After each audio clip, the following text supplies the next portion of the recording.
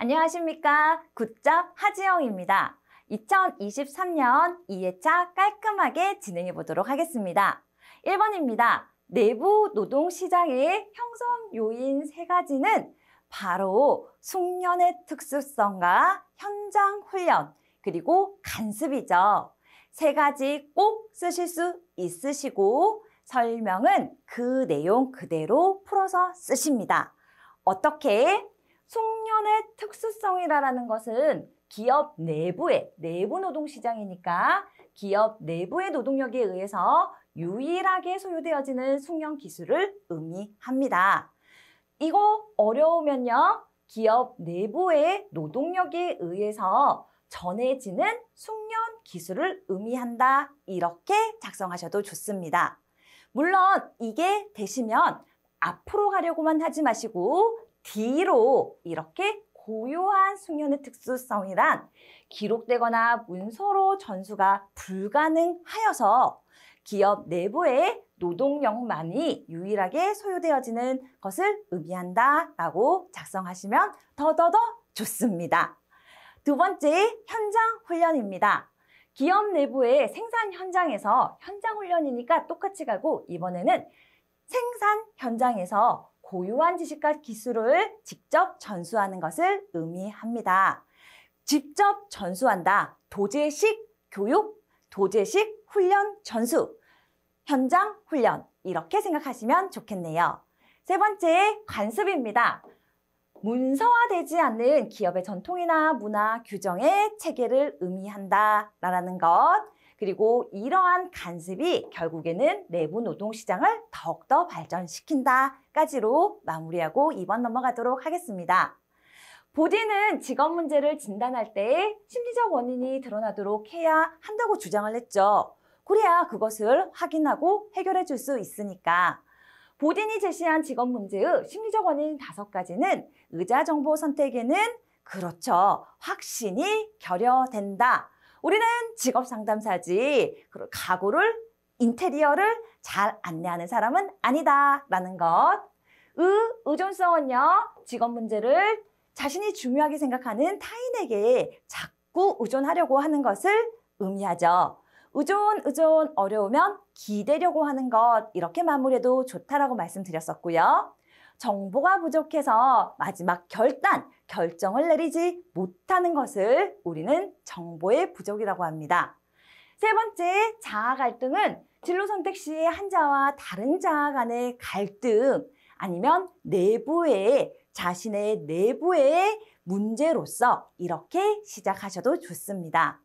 선택의 불안은요, 이 모든 것이 다 결정되었음에도 불구하고 마지막 선택할 때 정말 이게 맞나? 라는 선택하기 전에 불안을 경험하는 것을 의미하고 확신의 결여는 다 선택한 후에 그 일을 하러 가는데 정말 이게 맞나? 라고 똑같은 불안이지만 선택하기 전이냐, 선택하기 후냐에 따라서 이렇게 용어가 달라지는 것 체크하시고 넘어가시면 될 것 같습니다. 3번입니다. 로키스트와 데이비스의 직업 적응 이론에서 직업 적응 방식 유형 3가지가 나오는데요. 3가지짜리가 뭐가 있지 고민하실 필요 없습니다. 우리는 민역 니지 아니면 용꾼 적반이라고 생각하시면 되고 모두가 다 4가지인데 그 중에 3가지를 쓰고 설명하시오로 나왔기 때문에 이렇게 3가지로만 나왔습니다. 보통 4가지가 나오면 무조건 다 쓰라라고 하는 경우가 더 많다라는 것. 그리고 이번 문제처럼 적응 방식의 용꾼 적반보다가 성격 차원의 민역 니지가 더 자주 출제되고 있다는 것 확인하시면 좋겠습니다. 일단 나온 직업 적응 방식 3가지는요. 용꾼 적반인데요. 용꾼 반적, 용꾼 적반이라고 해서 여러분 입에 붙는 대로 암기하시면 좋고요.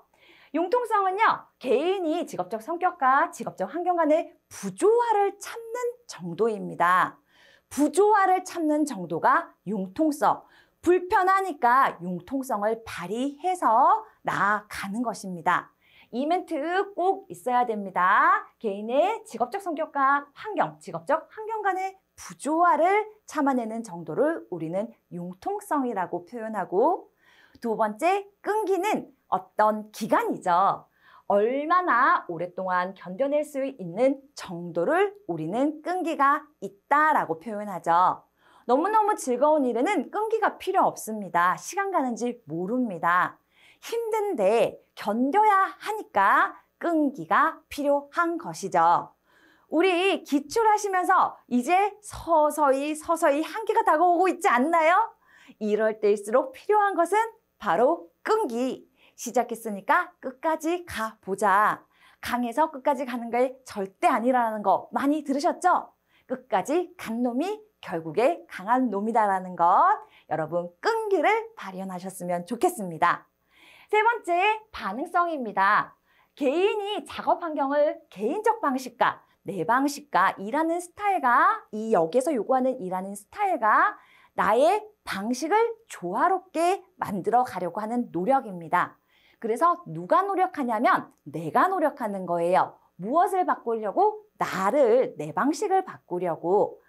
그리고 반대로 적극성은 무엇을 바꾸려고 하냐면 작업 환경을 적극적으로 어필해서 변화를 요구하게 하는 것이죠. 그래서 우리가 내가 적극적이지 않을 때는 적극성을 가진 동료가 부담스럽기도 하다라는 것. 적극성을 가진 사람이 부담스러운 이유 하시면서 이 멘트 가져가시면 좋겠습니다. 4번으로 넘어가도록 하겠습니다. 틴즐리와 브래들리가 제시한 심리검사 결과 해석의 4단계를 설명하시오. 저는 틴즐리와 브래들리 딱 보니까 150선에서 이 예시 들다가 감정이 왔다 갔다 한 제가 생각이 나는데요. 여러분은 제발 답이 생각났으면 좋겠네요. 4단계 뭐였죠? 첫 번째, 해석을 해주기 위해서 해석을 상담자가 준비하는 단계부터 시작이 되죠. 그래서 해석 준비 단계로 상담자는 검사 결과를 검토 해석해서 내담자가 어떻게 하면 더 찰떡처럼 알아듣는지, 어떻게 전달해야지 거부 반응 없이 쏙 스며들어서 받아들일 수 있게 준비하는 단계를 우리는 바로 해석 준비 단계라고 합니다. 두 번째는요, 내담자가 이 찰떡처럼 준비한 내용들을 정말 찰떡처럼 받아 먹을 수 있도록 수용의 준비 단계인 거죠. 그래서 너무 나쁜 결과라든지 내담자가 예상치 못한 결과를 제공해야 될 때는 이 검사를 하는 날 혹시 컨디션은 괜찮았는지 아니면 무슨 일이 없었는지 물어보면은요, 대부분의 많은 내담자들이 이거 결과가 별로인가 보다 라고 감적으로 다 알아듣는다라는 거죠. 그래서 그 완충되는 마음을 가지고 검사 결과를 받아들일 수 있는데, 이러한 모든 것들이 바로 내담자의 해석 수용 준비 단계라고 볼 수 있습니다. 그래서 간결하게 내담자가 검사 결과를 받아들일 수 있도록 준비시킨다, 준비하는 단계를 의미한다, 이렇게 마무리하시면 되고요. 세 번째, 검사 결과를 실제로 전달하는 단계로서 내담자가 이해하기 쉬운 언어로 전달합니다. 그리고 여기에 플러스 당연히 부정적인 결과가 이거는 다른 답이네요. 자, 이해하기 쉬운 언어로 전달하고 부정적인 결과를 제공하더라도 감정은 전달하지 않도록 한다라고 말씀드리려고 탁 봤는데, 이 아래에는 전반적으로 전달함에 있어서 주의해야 되는 상황이 적혀 있는 것 같습니다. 네 번째, 추 단계로서 상담자는 내담자가 어떻게 검사 결과를 이해하였는지 이야기를 나눠야죠. 제가 A라고 말한 의미를 A로 받아들였는지, 플러스 알파로 다르게 결정하려고 하는 것은 아닌지 우리가 확인하는 마지막 단계, 그리고 향후에 이 결과를 가지고 어떻게 활동할 것인지에 대해서도 계획을 잡는 모든 것을 바로 우리는 추 활동이라고 합니다. 자, 말씀드렸듯이 아래 검사 결과를 제공함에 있어서 주의해야 될 점은 같은 말의 반복일 수 있지만 다르게 문제가 나왔을 때 이건 뭐지? 당황할 수 있거든요. 그래서 준비해 보았습니다. 내담자가 충격을 받지 않도록 주의해야 되고 방어를 최소화하기 위해서 해석의 기회를 충분히 갖도록 해야 하며 부정적인 결과는 타인에게 노출되지 않는다라는 비밀 보장의 원칙을 미리 말해줘야 되고요. 마지막으로 기계적으로 현실형이니까 이런 거 하시면 됩니다 라고 전달하지 않으며 적절한 해석, 사례라든지 비슷한 유형의 사람들의 선택되는 모습들을 알려주면서 함께 전달하면 더 이해하고 받아들이기가 쉽다라는 것 참고하셨으면 좋겠습니다. 5번으로 넘어가도록 하겠습니다. 고트프레드슨의 직업과 관련된 개인 발달 4단계인데요. 시험에 갓프레드슨이라고도 나올 수 있는데 오마이갓 하면서 가트프레드슨은 누구지? 하고 고민하지 마시고 갓프레드슨이 바로 고트프레드슨이라는 거 찌찌뽕 잘 시키시길 바라겠습니다. 답 뭐였죠? 그렇죠. 이거는 정말 잘 아실 거라고 생각이 드는데요. 쉬어가는 코너 힘센 사내입니다. 그래서 나이 안 나왔을 때는 아는 것 이렇게 풍성하게 작성해 주셔도 좋고 괜히 나이 안 나왔는데 쓰고 싶지 않아 하면 간결하게 마무리하셔도 좋습니다. 힘과 크기의 지향성에서는 어른이 된다라는 의미를 알게 되는 시기 어떻게 크고 그리고 힘이 센 것이 어른이다 라는 생각을 함으로써 나도 저렇게 빨리 되고 싶다 하면서 어른을 지향하게 되고 그렇게 함으로써 이렇게 하는 것이 어른이 되는구나 라고 알아가는 단계라고 볼 수 있습니다. 두 번째 성 역할 지향성은 자아 개념이 성의 발달에 의해서 영향을 받게 되는데요. 어린 아이들이 사회로 나갔을 때 병원을 간다라든지 시장을 간다라든지 어린이집에 가서 선생님을 만난다라든지 그랬을 때 그 직업을 담당하고 있는 주체들이 여성인지 남성인지 그 모습을 보고 영향을 받는다라는 거죠. 여기에서 제가 현장에서 어느 분이 그럼 성 정체성의 혼란을 겪는 예를 들어서 게이나 레즈비언 같은 사람들은 어떻게 되는 거예요? 이런 질문을 하시더라고요.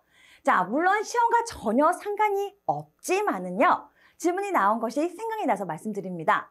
똑같아요. 내가 남성인데 내가 어린 남성 그래서 나가서 봤더니 남성들은 경찰관, 소방관, 의사 밖에서 볼 수 있는 이런 일을 하는데 나도 성 역할 지향성의 영향을 받아서 나도 나중에 저런 거 해야지 하는데 그때부터 자기가 시간이 지나면서 자라감에 따라서 이질감, 불편함이 생기게 되면서 나는 남들과 좀 다르구나 한다라는 거죠.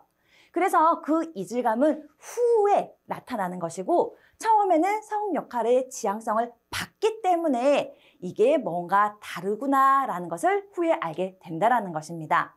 힘센 사내, 그래서 힘과 크기, 성 역할의 지향성, 세 번째 사회적 가치 지향성이라고 해서 밖에서 사람들이 좋아 보이는 그리고 선호하는 인기 있는 직업을 나도 하고 싶다라는 생각을 한다라는 것이죠. 그래서 중1 때 장래 희망을 적는 난에 아이들이 대부분 연예인을 적는 경우가 생각보다 꽤 많고 약간 철든 중3일 때 한동안 공무원을 쓰는 친구들이 꽤나 많았다라는 것 생각해보면 자신의 능력과 흥미와 자신의 가치 보다가 먼저 사회적 가치 경향성에 영향을 받는다라는 것입니다. 사회 계층에 대한 개념이 생기면서 그 안에서 자아를 인식하게 되는 경우이고 그 안에서 자아를 인식하다가 발전되어 마지막에는 내적 고유한 자아 지향성으로 내가 원하는 것을 선택하게 된다라는 것입니다. 6번으로 넘어가도록 하겠습니다. 형태주의 상담에서 내담자들이 자신에 대해 더 잘 자각하고 내적인 갈등을 충분히 경험하며 미해결된 감정을 해결할 수 있도록 돕기 위해 사용하는 기법 4가지만 쓰시오 나왔는데요. 문제는 길지만 핵심적인 것은 형태주의 상담의 기법 4가지를 쓰라라는 것이죠. 뭐였죠? 여러분 제가 위에다 잘 적어놨습니다. 욕쟁이 과장님 뭐 하다가 꿈 작업하다가 마주한 어쩌고저쩌고 여러분 잘 확인하고 계시죠? 그것을 생각하시면서 마음에 드시는 거 4가지 추려서 작성하셔도 좋고요. 저는 가장 쉬운 과장 나왔으니까 가장하기, 더 오버해서 하는 것을 과장하기라고 표현하죠. 2번째, 비느자 기법, 꿈작업 반대로 행동하기, 이렇게 4개 추려봤습니다. 욕쟁이 가장도 나오고 직면한 감정이 나와서 그것은 이것이라고 기타 답안에 적어 보았고요. 이거 쓰시오 나왔을 때는 이렇게 간략하게 쓰시고 보통 3가지 정도는 쓰고 설명하시오 나올 수 있으니까 마음에 드는 것, 제가 마음에 드는 것 3가지 적어놨습니다. 한번 확인해 보시길 바라겠습니다. 7번입니다. 슈퍼의 경력개발 이론에서 경력개발 5단계 하면 이건 또 뭐지 하지 마시고 슈퍼의 5단계는 무조건 성탐, 학유, 세라라는 것. 그렇죠. 직업 인식이 진로의 성숙도가 이런 과정을 거쳐서 발전되어지기 때문에 경력개발 이론에서도 똑같이 성탐학유세 가고 오히려 홀에 4단계를 쓰라고 했었을 때 성장기만 제외하고 나머지는 탐, 학, 유, 지 똑같이 가져가면 된다라는 것 알고 계시면 좋겠습니다. 그래서 설명하시오 어떻게 쓸 것인가?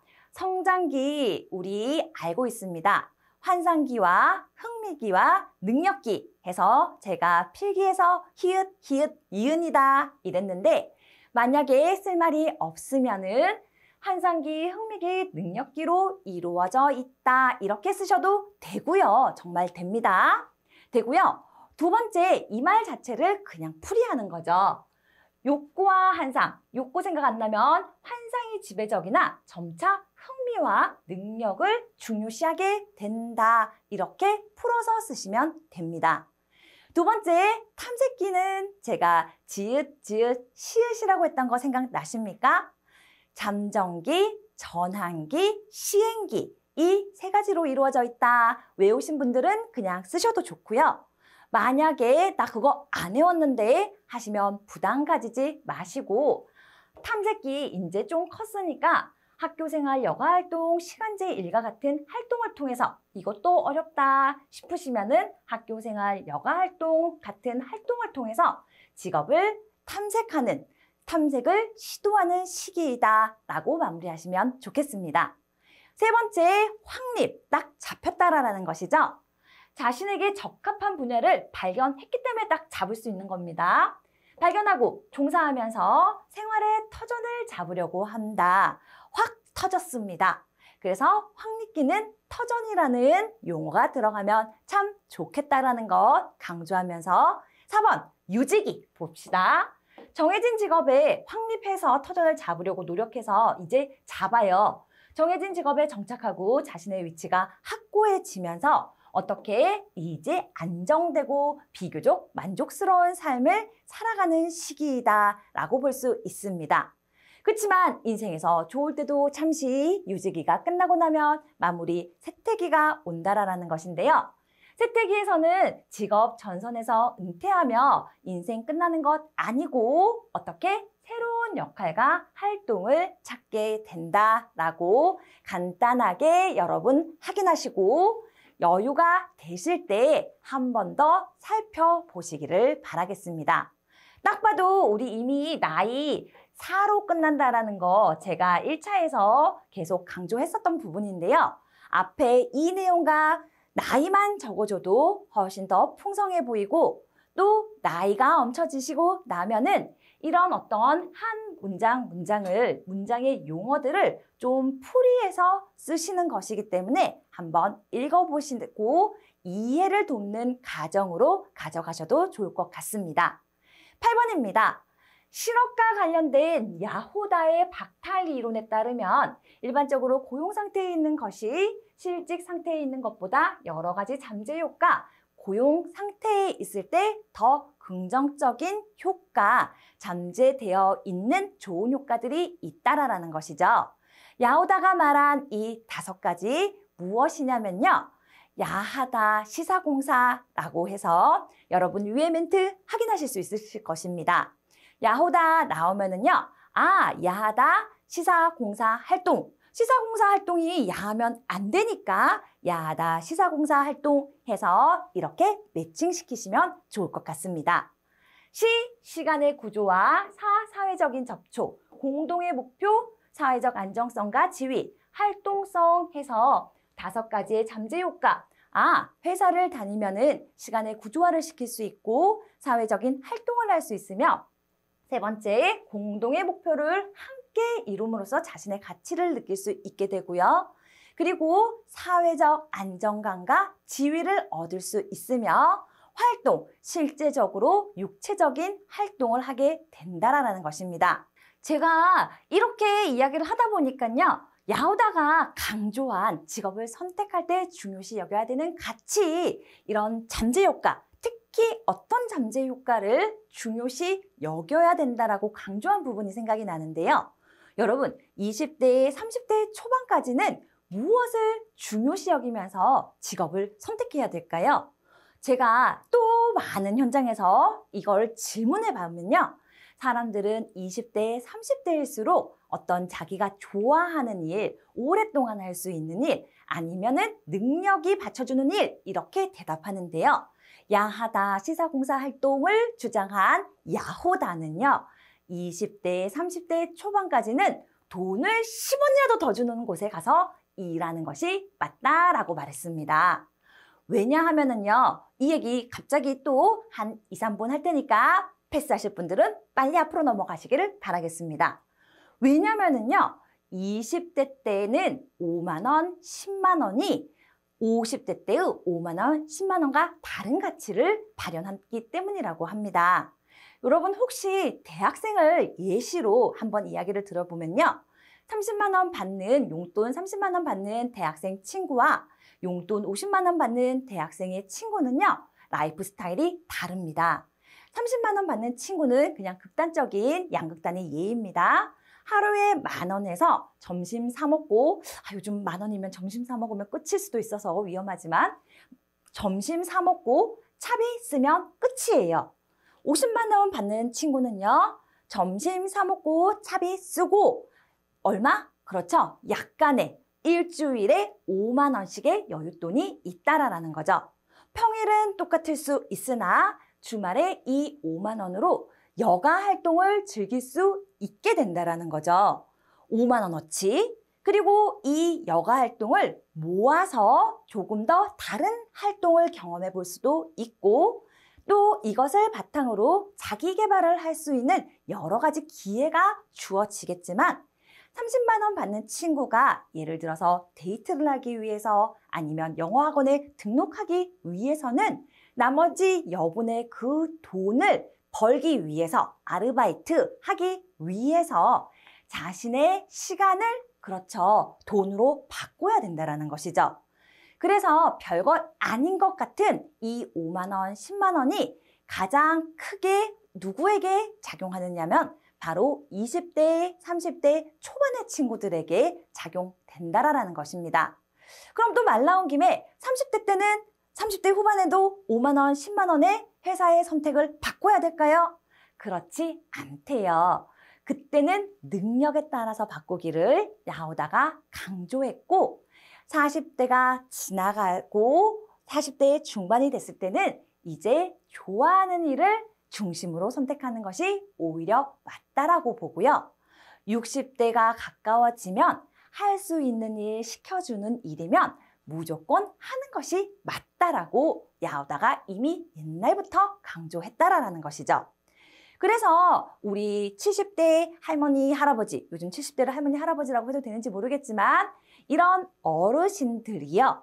돈을 주던 주지 않던 일자리가 있어서 나가시면은 이런 시간의 구조와 사회적인 접촉 그리고 안정감과 지위, 활동성 모두가 그의 인생에 있어서 플러스로 작용한다라는 거죠.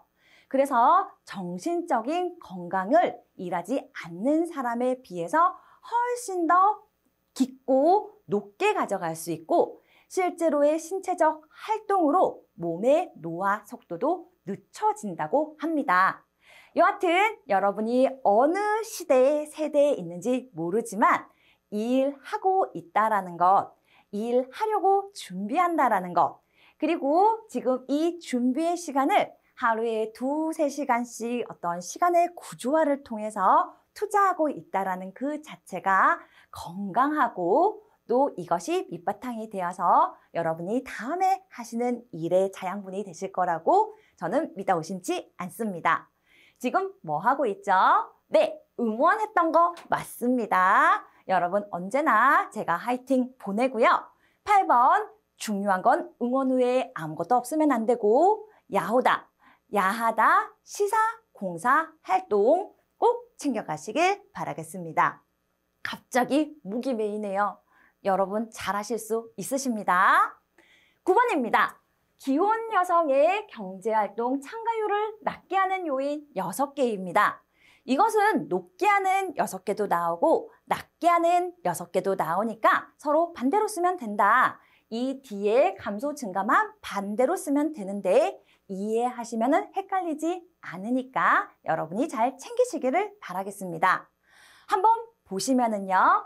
시장 임금의 감소, 돈 적게 주면 안 나가고 싶죠. 집에서 아이 보는 것이 더 좋습니다. 저는 돈을 벌어도 아이의 중요 행사가 있는 날이면은요. 아, 일 안 하는 게 더 나은가 하는 마음이 또 일하고 있는 도중에도 올라온다라는 것이죠.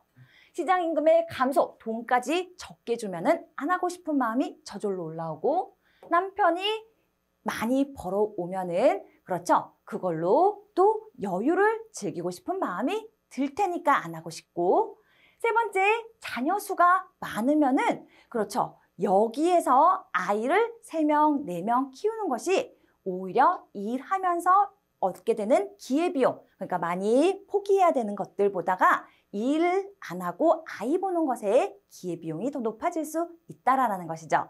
그래서 결론적으로 경제활동 참가율이 낮춰지게 된다는 것입니다. 이런 거창한 이유 들지 않아도 여러분 느낌적으로 시장임금 감소하고 남편 소득이 증가하고 자녀 수가 증가되면은 일 안 하고 싶다라는 것, 그리고 교육 수준이 저하되면은 일하러 가는 일자리의 질이 별로 안 좋아질 테니까 또 당연히 안 좋아질 것이고요.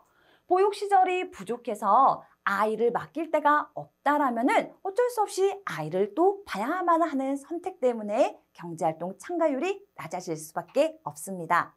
마지막으로 유연하지 못한 고용 시장이 꽉 막혀 있어요.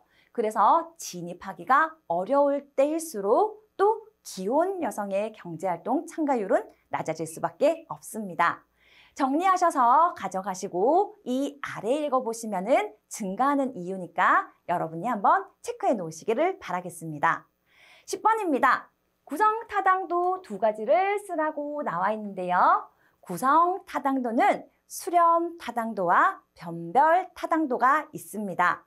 물론 요인 분석도 있지만은 이왕이면은 설명을 쓰기 쉬운 서로 반대되는 개념인 수렴타당도와 변별타당도를 가져가시면 좋겠습니다. 수렴타당도는요. 어떤 검사 결과가 해당 속성과 관련이 있는 변수들과 상관계수가 높을 때 타당도, 수렴타당도가 높게 나타나는 것을 의미하고요. 두 번째, 변별, 구별한다라는 것이니까 관련 없는 변수들과 상관계수가 낮을수록 관련 없는 것들이 적게 나올수록 변별 타당도가 높다라고 볼 수 있습니다. 이런 특성 적어도 되나요? 그럼요. 다 되니까 이렇게 깔끔하게 정리하고 가져가셨으면 좋겠습니다. 11번입니다. 직무가 어떤 가치를 지니고 있는지 결정하는 직무평가 방법 3가지를 쓰고 설명하시오 나오는데요. 직무평가 방법은 줄 세우기부터 시작해서 줄 세워서 분류, 잘하는 사람, 못하는 사람 분류해서 마지막에 점수 주면 되겠죠. 그래서 개념적으로 그런 개념은 아니지만 직무를 평가하는 방법은 줄 세워서 나누고 점수 준다라고 가져가시기를 바라겠습니다. 줄 세우는 것을 바로 우리는 서열법이라고 하고 나누는 것을 말 그대로 분류법이라고 하고 점수 주는 것을 점수법이라고 하겠죠. 그래서 서열법은 직무의 상대적 가치에 기초를 두고 직무의 중요도와 장점에 따라서 순서를 정하는 방법이다. 이렇게 쓰셔도 좋고요.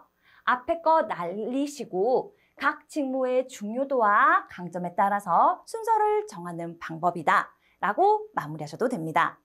두 번째, 분류하는 것은 어떻게 분류하냐면은 사전에 만들어 놓은 등급제, 꼭 9등급제에 밀어 넣는 것처럼 사전에 만들어 놓은 등급에 각 직무를 맞추어서 평가하는 방법이다 라고 이해하시면 되겠습니다.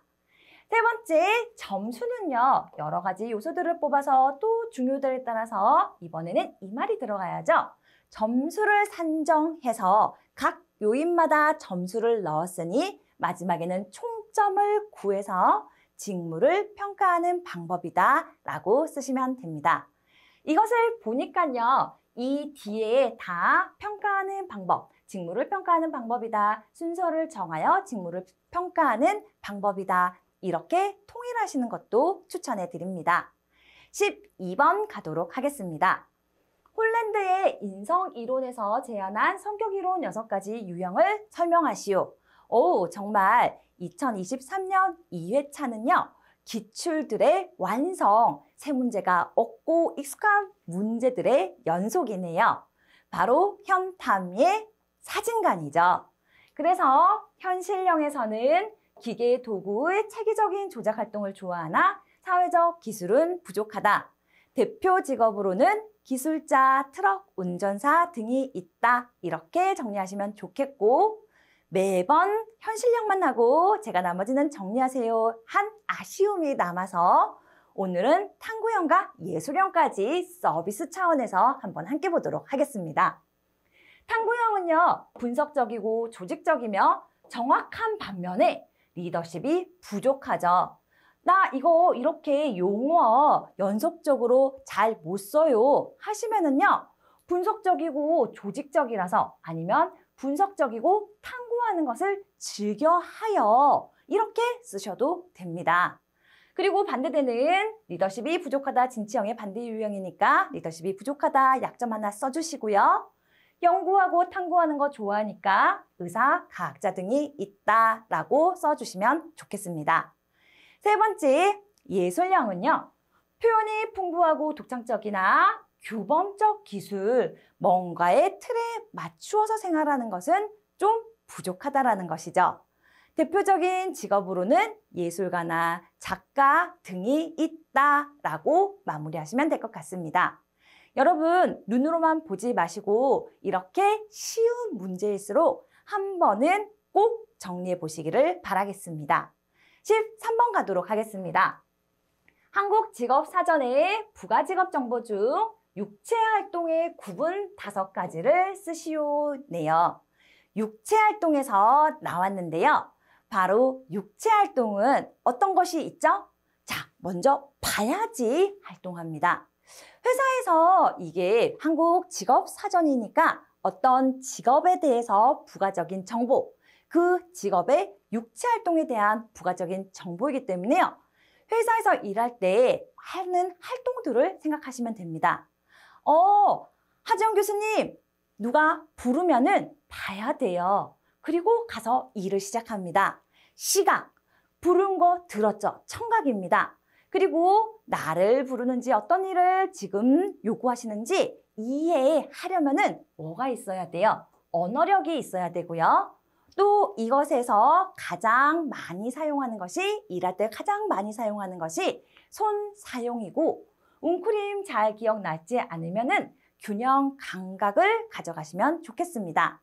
5가지 총 6개가 있는데 그중에 5가지를 쓰라고 했습니다. 회사에서 누가 날 부르면은 쳐다본다, 듣는다, 그리고 대답한다, 언어력 대답한다, 그리고 시키는 것 한다, 손 사용, 뭔가 그렇죠. 불편하고 분위기가 안 좋으면 웅크린다, 몸살인다.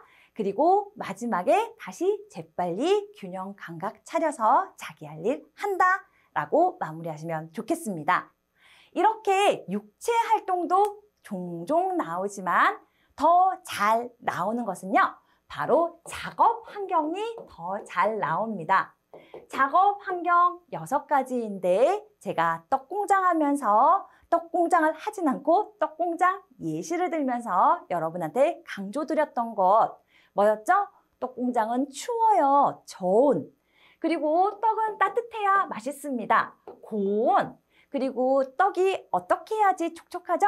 다습하고 촉촉할 때 맛이 좋아서 고온, 저온, 다습 3가지 가져가시고요. 그리고 떡공장에서 기계가 돌아가니까 소음, 진동이 난무하다라고 해서 소음과 진동이 4번째. 그리고 마지막으로 위험, 내재. 곳곳에 기계가 돌아서 위험, 내재가 있고요. 실수했습니다. 쓰고 보니까 6개죠. 저온, 고온, 다습, 소음, 진동과 위험, 내재. 그리고 떡가루가 휘날리는 얘기를 하려다 보니까 그렇지 떡가루가 휘날려서 뭐가 대기 환경이 미흡하다. 이 6개 잘 가져가시기를 바라겠습니다. 자, 여기에서 맞네요. 육체활동 5개, 시각, 청각, 언어력, 손사용, 웅크림, 몸사려라, 웅크림, 그리고 균형감각 가져가시고 그리고 작업 환경에서는 저온, 고온, 다습, 소음, 진동, 위험, 내재, 대기 환경, 미흡입니다. 다음에 기회가 된다라면은 위험, 내재의 5가지도 강조 한번 드리도록 하겠습니다. 일단은 이거 2가지 잘 가져가시기를 바라겠습니다. 14번 살펴보도록 할게요. 한국표준직업분류의 대분류와 직능 수준의 관계를 묻는 표의 답을 채우시라는 건데요. 쉽네요. 관리자 3, 4, 그리고 판매 종사자 2, 장치, 기계 조작, 조립 종사자 2. 우리는 단순만 안 나오면 다 2라고 했습니다. 그리고 마지막에는 군인인데 이 직능 수준 이상이 필요하다라는 것. 이렇게 이상은 나오지 않았지만 이상까지 꼭 알고 가셨으면 좋겠습니다. 우리 대분류 오랜만에 한번 외쳐볼까요? 관전사서, 판농기장, 당군 해서 관리자와 전문직만 3, 4, 그리고 나머지 다 2, 단순 1, 그리고 마지막 군인은 2 직능 수준 이상이라는 것. 이렇게 제 얘기 한 번만 들어도 분명히 각인되어 있으리라고 믿겠습니다. 15번 가도록 하겠습니다. 집단 내 규준 3가지를 쓰고 설명하시오. 이제 이 문제는 암기하셨으리라고 생각하겠습니다. 규준, 집단 내에서 상대적인 어떤 점수, 내 수준을 알아보기 위해서 비교되어지는 그 점수가 무엇이냐라는 것인데요. 바로 백분위 점수를 통해서 나의 상대적인 위치를 알 수 있고, 2번째, 표준 점수를 가지고 나의 상대적인 위치를 알 수 있고, 3번째, 표준 등급을 들음으로써 나의 상대적인 위치를 알 수 있다라는 거죠. 그래서 설명할 때 백분위는 가장 쉽게 한 개인의 상대적 위치를 백분율로 나타내는 것을 의미한다. 백분율 점수로 표현하는 것을 의미한다 라고 가져가시면 됩니다. 2번째, 표준 점수는 개인의 점수가 평균으로부터 얼만큼 떨어져 있냐, 평균으로부터 얼만큼 떨어져 있느냐이고, 백분위는 그냥 1등부터 100%, 0부터 100%까지 순서, 내가 어디에 있는지를 알려주니까 상대적으로 어디 있는지 알게 된다라는 거죠. 그리고 표준 등급은 이런 백분위를 가지고 이미 4%까지를 1등급이라고 하고 11%까지를 2등급이라고 이미 나누어져 있는 이 등급 안에 내가 2등급이다 아니면 3등급이다 했었을 때 상대적인 위치를 알게 된다라는 것입니다. 그래서 원점수를 비율에 따라서 1에서 9범주로 나누어 등급을 매기는 방법이다라는 것. 여러분 한번 꼭 정리하시기를 바라면서 16번으로 넘어가도록 하겠습니다. 직업심리검사의 신뢰도를 추정하는 방법 3가지를 설명하시오. 이번 23회 2회차는 정말 복습의 시간입니다. 자, 신뢰도 3가지는 검사, 재검사 신뢰도와 동형 검사, 내적 신뢰도 또는 내적 반분 신뢰도라고 표현하는데요. 검사, 재검사의 핵심은 같은 시험지를 같은 수검자가 2번 보고 그 나온 점수를 가지고 상관관계를 비교한다는 것. 동형은 비슷한 유형, 동형이니까 비슷한 유형의 검사지를 한 명의 수검자가 2개를 보고 나온 결과를 비교하는 것. 세 번째, 내적 반분 신뢰도는 하나를 반으로 나누어서 점수가 2개 나오면 비교하는 것. 해서 여러분 무엇인지 이해만 하시면은 이 멘트 쉽게 가져가실 수 있을 거라 생각이 듭니다. 동일한 검사를 동일한 수검자에게 일정 시간 간격을 두고 2번 실시하여 얻은 두 검사의 점수의 상관관계 개수를 비교한다. 바로 1번 검사, 재검사 신뢰도에 대한 설명이고요. 두 번째, 동형 검사는 첫 번째 검사와 동등한 유형의 검사를 동일한 수검자에게 실시하여 얻은 두 검사 결과, 점수의 상관관계를 비교한다라고 마무리하시면 되고요. 세 번째, 내적 반분 신뢰도는 한 개의 검사를 실시하고 그 검사의 문항을 동형이 되도록 나누어서 2개로 나누어서 두 검사의 점수를 상관관계로 비교해 본다라고 정리하시면 될 것 같습니다. 17번입니다. 실존주의적 상담은 실존적 존재로서의 인간이 갖는 궁극적 관심사에 대해서 자각할 때 불안이 야기된다라고 봤죠. 실존주의 상담자들이 내담자의 궁극적인 관심사와 관련해서 중요하게 생각하는 주제 4가지만 쓰고 각각에 대해서 간략하게 설명하라고 하네요. 여러분, 죽자고모 빠빠이 했고 누가 들어왔죠? 네, 맞습니다. 죽자의진입니다. 의진이 죽어볼래? 죽자의진입니다. 자, 죽자 했는데 순서 제 맘대로 바꾸겠습니다. 죽음과 비존재, 인간은 언젠가 자신이 죽는다는 것을 스스로 알고 있는 존재이다 라는 것이죠.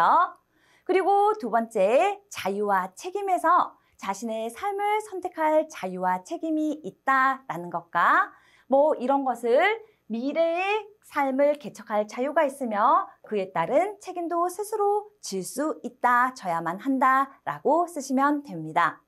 의진해서 의는 바로 의미성, 삶의 의미성을 의미합니다. 인간은 자신의 삶의 목적과 의미를 찾기 위해서 끊임없이 노력하죠.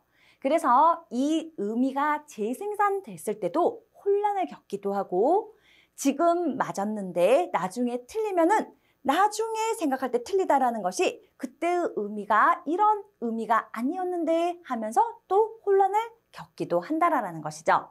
여하튼 그런 예시 필요 없고요. 자신의 삶의 목적과 의미를 찾기 위해서 노력하는 것이 바로 삶의 의미성이고 마지막에 진실성은 솔직한 실존입니다.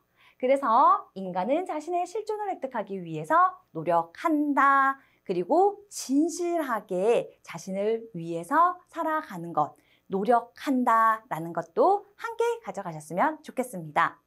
18번 보도록 하겠습니다.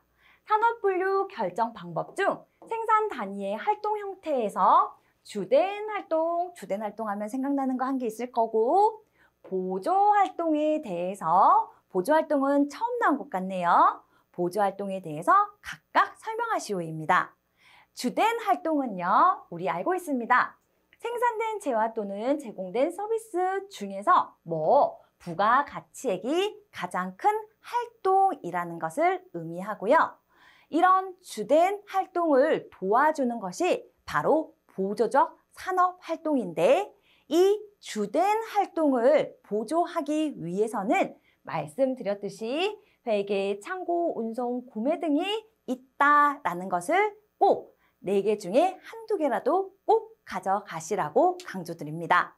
그래서 주된 산업활동과 부차적 산업활동을 지원하기 위한 활동으로 회계, 창고, 운송, 구매 등이 포함된다라고 가져가셨으면 좋겠습니다.